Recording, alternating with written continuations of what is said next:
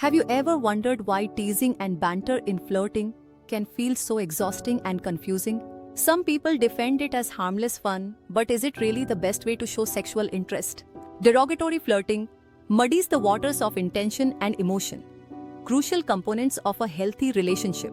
You never quite know what the other person is feeling or meaning, and you might lose track of your own feelings.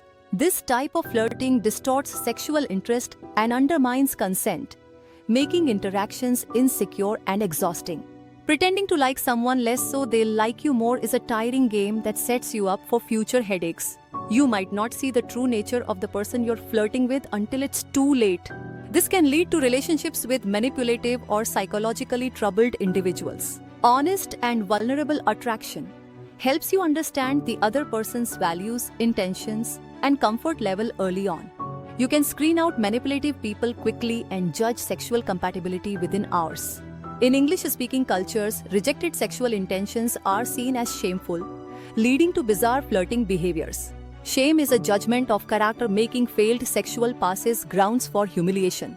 Movies and TV shows reinforce this by portraying sexually expressive characters as losers or villains.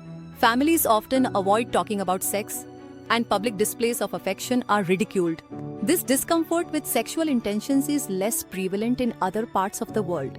In other cultures, there's less shame and more openness about expressing sexual interest.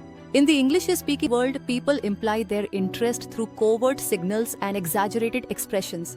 Humor is used to display feelings without risking shame, forcing others to decipher true intentions. Teasing and insults have become socially acceptable forms of affection, especially in the UK. This leads to murky intentions and reinforces shame between men and women.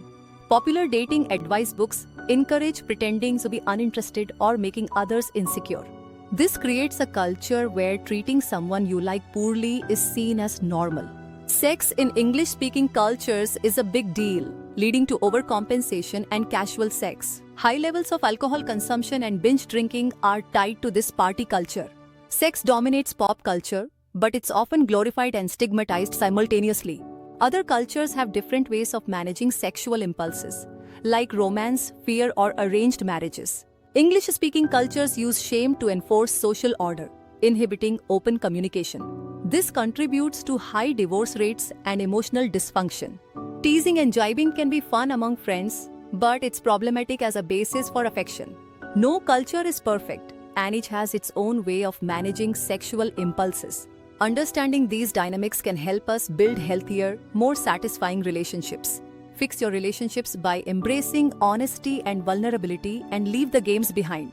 Thanks for watching. Do like, share, and subscribe my channel for more videos. Don't forget to hit the bell icon.